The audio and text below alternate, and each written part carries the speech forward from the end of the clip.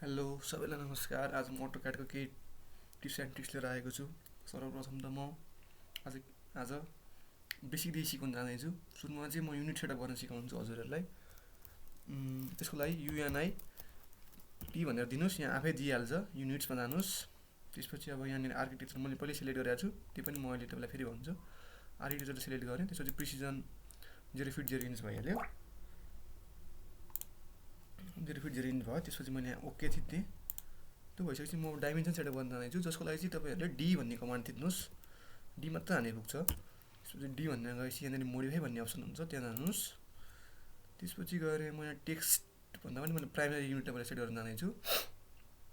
त्यसको लागि चाहिँ मैले प्रिभियसली युनिटमा जे फर्मेटा गरेँ नि त्यही फर्मेटा गर्नुपर्ने हुन्छ। मैले युनिटमा तपाईँको प्राइम युनिटमा के गरेको थिएँ भन्दाखेरि त्यहाँनिर आर्किटेक्चरल डेसिमल इन्जिनियरिङ के थियो नि, त्यसमा मैले आर्किटेक्चरल सेट गरेको थिएँ। त्यही भएर यहाँ पनि त्यही गर्नु पऱ्यो।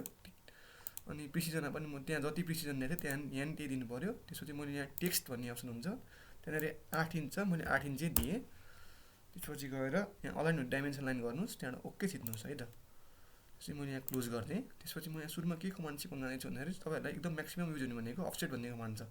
त्यसको लागि मैले सुरुमा एल भन्ने कमान्ड थिचेँ, स्पेस थिचेँ। स्पेस ताए पनि हुन्छ, त्यो कमान्डलाई एक्टिभेट गराउनु इन्टर थिचे पनि हुन्छ। मैले स्पेस थिचेँ।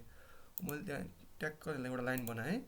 यसको लागि यसलाई मैले अफसेट गर्न के गर्नु पऱ्यो भन्दाखेरि पहिला ओ भन्ने कमान्ड थिच्नुहोस्। ओ भन्ने कमान्ड थिच्नुदेखि अफसेट कमान्डमा जान्छ। त्यसपछि इन्टर गरिदिनुहोस्।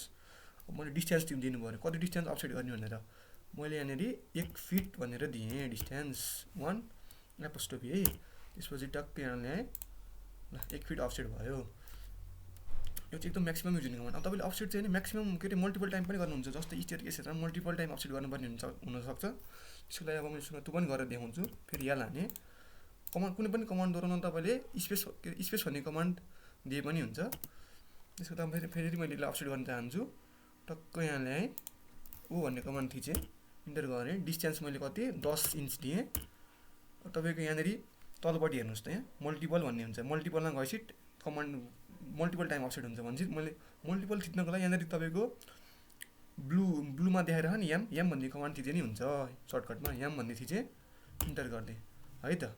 टक्क अब कतिचोटि अफसेट गर्ने हो, टक्क यहाँ ल्यायो, टक्क तल थिच्दै गयो मल्टिपल टाइम अफसेट हुन्छ है। त्यसपछि मैले अर्को तपाईँहरूलाई सिकाउनु चाहेको कुरा के भन्दाखेरि मैले अब ट्रिम भन्ने कमान्ड पनि एकदम युज हुन्छ है। ट्रिम भन्ने कमान्ड म यसमै देखाउन चाहन्छु, यतापट्टि सुरुमै गरेकोमा। त्यसको लागि मैले एउटा लाइन हाल्थेँ, त्यहाँ इन्टर गरिदिएँ, टक्क लाएर यो गरिसकेपछि मैले के गरेँ भन्दाखेरि मैले टिआर भन्ने कमान्ड एक्टिभेट गर्न चाहन्छु। टिआर सिङ्गल इन्टर गर्ने अहिलेको लागि। त्यसपछि एउटा लिमिटेसन दिनुपर्ने हुन्छ। मैले अब यो जुन यो लाइन छ नि, त्योभन्दा यतापट्टिको सबै कम्पोनेन्ट डिलिट गर्न चाहन्छु। त्यसको लागि मैले सुरुमा यो कमान्डमा थिचेँ, यो लाइनमा थिचेँ। त्यसपछि इन्टर गरिदिएँ। त्यसपछि मलाई कुन लाइन डिलिट गर्नुपर्ने हो, टक्क मैले सर र यसरी ल्याएँ, ट्रिम भयो होइन त। यो भयो। ल यसलाई अर्को तरिकाले पनि गर्न सकिन्छ ट्रिम। टक्क मैले यतापट्टि देखाउँछु है, त्यो चाहिँ यहाँ भनेर यहाँ ल्याएँ।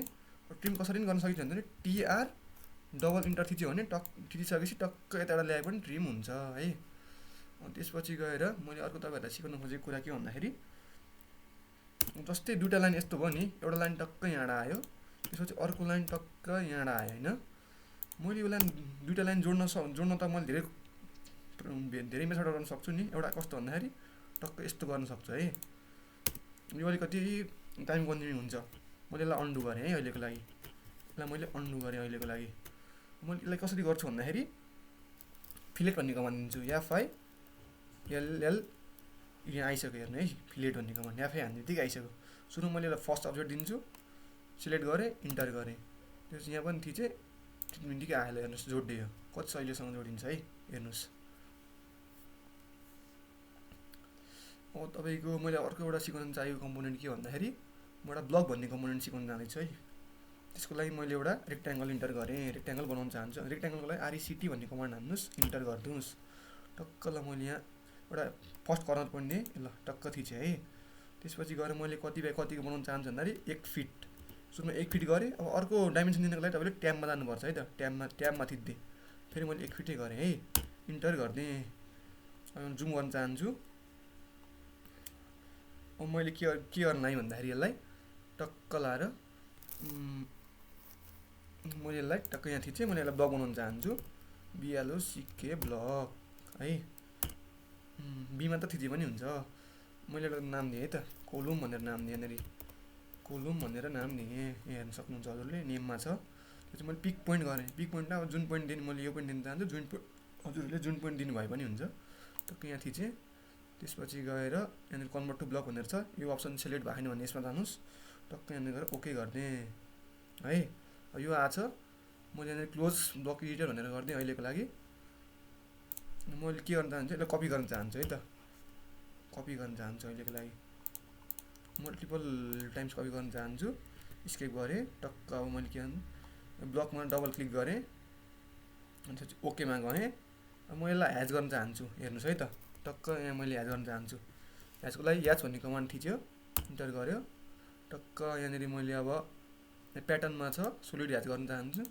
टक्क यहाँ थिचेँ। टक्क यहाँ गएँ होइन। अब यहाँनिर म क्लोज ब्लक एडिटर भनेर थिचेँ।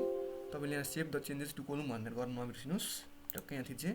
टक्क हेर्नुहोस्, एउटामा गर्छ सबैमा भयो। यो तपाईँको केमा विशेष गरी केमा काम आउँछ भन्दाखेरि, अब तपाईँले प्लानहरू बनाउनुहुन्छ नि, त्यसमा अब मल्टिपल कोलुम हुन्छ नि त। सबै कोलुममा तपाईँले ह्याच गर्न बस्नु त अलिकति टाइम कन्ज्युमिङ हुन्छ। त्यही भएर एउटामा गर्छ सबैमा हुन्छ यो गऱ्यो भने। आजको लागि चाहिँ यति नै। अब अरू म अर्को भिडियोमा लिएर आउँछु। धन्यवाद।